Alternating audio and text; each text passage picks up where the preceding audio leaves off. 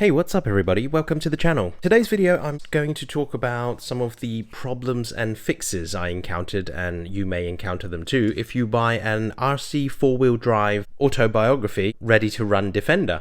Now it's important you understand that I'm not complaining at all about this kit. I'm also not raging about anything. All I want to do is share my experience of what I had with buying this kit, or this ready to run unit, highlighting the problems I encountered and some of the fixes I did to overcome those problems. If you want to know what the problems were and the fixes were straight away, then skip forward a little bit. I'm just going to tell you why I'm making this video.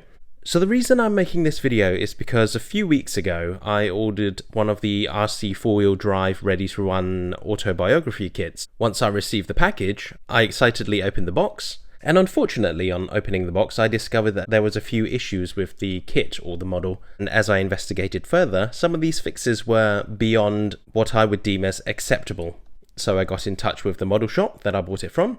They arranged someone to come and pick up the model and gave me a replacement straight away. Unfortunately, the replacement that they gave also suffered almost exactly the same issues that my first model had. And since it was a 2 out of 2 failure, I thought maybe this is slightly more than just a lemon coming off the production line. This may be a consistent issue that we're getting. So instead of moaning about everything and telling you this is wrong, that's wrong, how angry I was, I thought I'd do a video to share with you the issues that I encountered, which you may encounter if you buy this kit, and what you can do to overcome them. Because this is such a nice model that I didn't want to get a refund. I actually wanted a working model. So here are the issues. First of all, don't worry about what my kit looks like here. This is slightly modified now. I know I've only had this for a few weeks, but there were some parts that I had already decided to change. But on the original kit, or the original completed ready to run model, when I opened the box, one of these linkages wasn't installed. This was the same on the first one, and this is the same on the second one I received as well. It wasn't a case of one of these linkages popping off, it was actually the fact that it wasn't installed at all. So it was a very simple fix. All I had to do was undo the part that it was connected to, the hex or Allen screw. Once that was out, I could just screw this connecting part back in and then retighten everything. And now on to issue number 2. Once I had done that, I found that I was testing the suspension like this. Once I slightly pushed one suspension in, it froze and it wouldn't come back out. Here's a picture insert of what that looked like on the original model.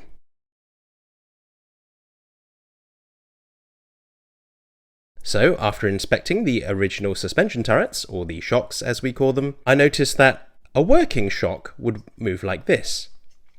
On the offending shock, or the shock that would not re-extend, it was because one of the parts were bent. Under closer inspection, the offending part that was bent was beyond repair. So that's at the point where I got back in touch with the model shop. I would suggest that if you have a shock that is bent beyond repair and is unsalvageable, either get a refund or upgrade your shocks, which is what I did, as you can see here. The next problem I encountered was the door. I realized that the rear door wouldn't close properly. After uninstalling the door and looking very closely, I noticed that the area where the door screws into was broken, and this was the offending part. Because it was screwed in a slightly odd angle, the door wouldn't close properly, thus making me unable to turn the handle and lock it into place. It was an easy fix. All I had to do was uninstall the door and readjust the screw. Now the next problem is not really a problem with it running. The problem was more cosmetic. It probably won't bother you at all, and some people won't even notice this. But the Defender has 2 gear sticks, one longer one and one shorter one. They're installed here, and on my particular example, the 2 sticks were reversed. So instead of the gear sticks being on the right angle and on the right side, they were completely opposite and facing forward. This short one was pressed up against the dash, which is normally installed here. It was a simple fix. All I had to do was uninstall everything, and from the bottom, push a tool in there, wiggle it very gently because these are glued in, and then pop them back out. I was lucky that I was able to break the glue and pop them out without damaging them. Thus, it was a very easy cosmetic fix. The next problem I had on the first model I received was that most of the windows were uninstalled. Now these windows go in what looks like poppers on the inside. They just have kind of like these pokey bits that stick out, as you might be able to see there, and the window just pops in there. then it's slightly glued in place. I say slightly because they only use a very slight small amount of glue, I believe, on certain parts. I'm not sure if all of them are glued in actually, but mine arrived with only a few of the windows and the windscreen installed. Most of them were popped out. I presume probably because it was shuffled about a bit and maybe jolted, so the windows fell out. That was an easy fix. But the next issue I had was not so much of an easy fix. Now these are the rear seats in which I have uninstalled from my model, but the plastic pin that holds the seats in was snapped. So this part can be reinstalled, but unfortunately will always fall out due to that small plastic retaining part being snapped. It's not the end of the world, but I was a little bit unhappy at that. If you manage to find the pin, all you have to do is glue it back in place once you install this. Now there is no problem with the motor. The original motor, this is not the original motor. The original motor was, I believe, a 45 turn brushed motor, and there's no problem with it. The reason I'm showing you this here is because the way this was wired didn't sit well with me too much. And the reason I say that is because this wire here was routed right underneath my motor as it was originally installed, and this was wrapped around the motor to come around there. I'm not sure how hot that motor got. I'm not sure if that was anything bad. I'm pretty sure from the RC vehicles I used to play with about 20 years ago, the motor got pretty hot, and I was not too happy having that wire wrapped around there, literally wrapped around it, touching it. So all I've done is rewired it around here. So there's a nice gap there going way past the motor without touching it with some zip ties. And that was it. Simple. I also would like to add the radio that comes with the RC4WD Autobiography edition is very good. I was very, very happy with this. I'm super stoked at that. Looks like an alloy with a fake disc brake in the back there. I think that was pretty cool. But one of the really cool things is when I was looking at the photos of these ready to run radios, I thought they took 8 batteries, but looking at the bottom, mine only took 4 AAs, which is pretty cool. And there were so many functions and adjustments on here, easy to read, easy to understand, and I could adjust everything very, very quickly. I don't mind having this antenna on the top. I think it looks pretty cool, but I've already upgraded my radio anyway. So this one can be put in my spares box. And finally, out of the box, some of these screws needed screwing down. I always thought that if someone built this at I don't know if it's a workshop or a factory, but whoever put it together I thought would have done a good job at screwing everything down, but some of the screws were incredibly loose. I say incredibly because they wasn't even nip tight, they were literally loose. I'm only talking about 1 or 2 screws out of many, many, but still, if I was just playing with this outside and I dropped that screw, I'd be pretty upset. Luckily, I checked all my screws and I used some purple Loctite as well on most of the ones that I already checked. This ensures that I don't lose any screws while I'm playing, and if you buy this kit, that's a pretty good idea.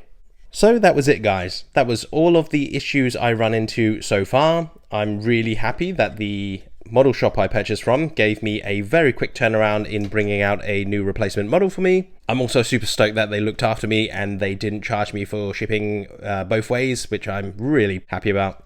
But now I'm going to talk a bit more about why I actually made this video. See, I was going to make an unboxing video, which I don't normally do.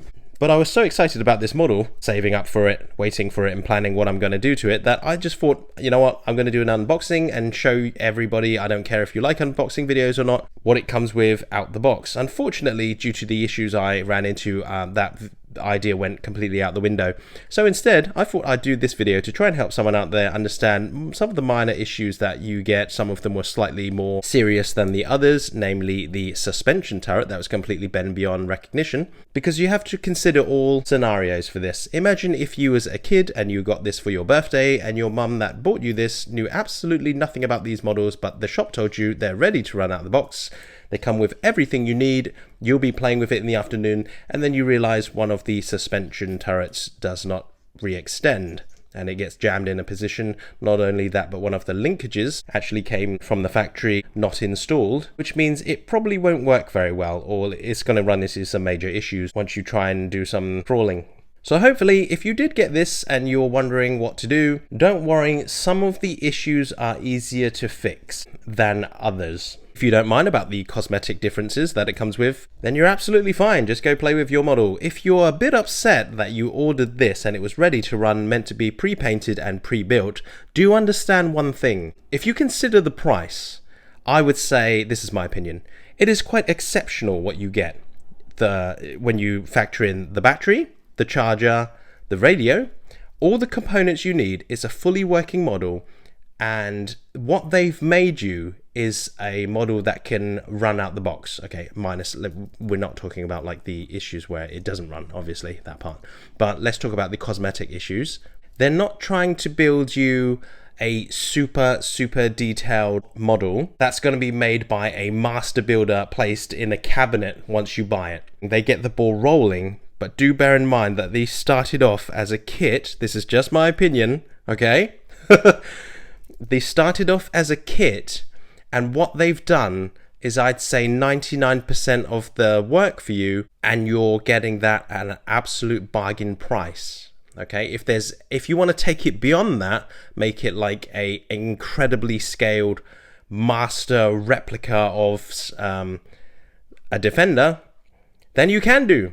It just depends on your skill.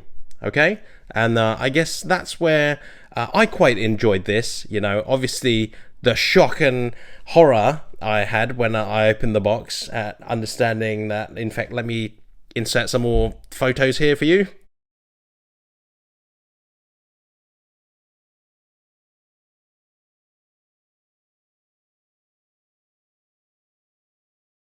I was a little bit worried and kind of understood some of the, I suppose if you go online to the forums and looked up the company that makes this, many years ago they had a reputation of quality issues.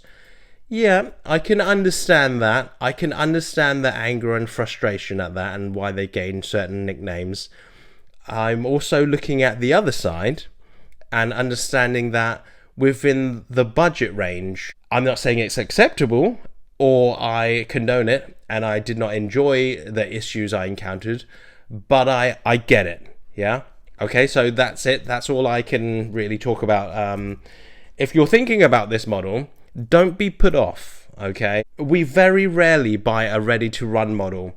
Let's face it, when we get it, stuff's going to be changed out. Okay, this is, I don't say this is like their business model, they know that, so they're gonna forget about these issues. I'm not saying that. What I'm saying is we're probably going to modify some parts, so if there are issues, it wouldn't be the end of the world for me. Okay, even though I was very lucky in that some of the money that I saved up had enough to replace the parts that needed to be replacing. That's it, really. That was like my budget maxed out, and luckily the problem area was mainly the suspension, and I had the budget to budget in some, you know, replacement shocks. So yeah, no, I'm really enjoying this kit at the moment. I'm doing a lot of work on it at the moment.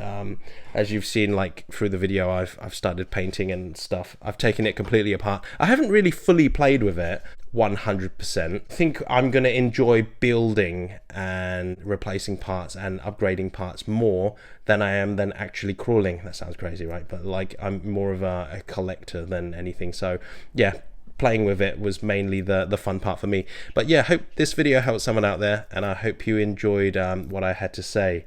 And if you didn't, I'm sorry that you had to hear me waffle on, but you could have stopped the video anywhere. So have a great day, and hopefully see you in the next video.